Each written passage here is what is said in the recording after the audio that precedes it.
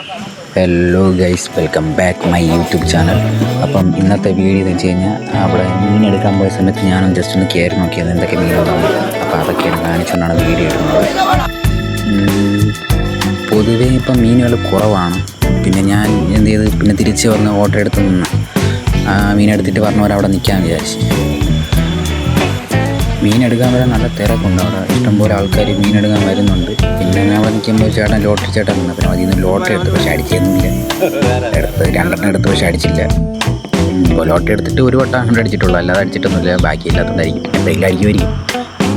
അപ്പോൾ അതുപോലെ എന്ന് പറഞ്ഞ ചായക്കട തന്നെ 4-5 വെള്ളം. പിന്നെ അവിടെ കയറി ഒരു ചായയും പിന്നെ ഒരു കടിയും.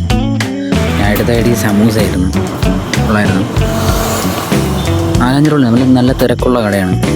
ഫുൾ ടൈമാണ്. എനിക്ക് തോന്നുന്നത് രാവിലെ തുടങ്ങി കഴിഞ്ഞ് കഴിഞ്ഞാൽ ഒരു രാത്രി വരെയെങ്കിലും ചായക്കട കാണും. എല്ലാ തിരക്കുണ്ടെന്ന് വെച്ചാൽ നല്ല തിരക്കുണ്ട്.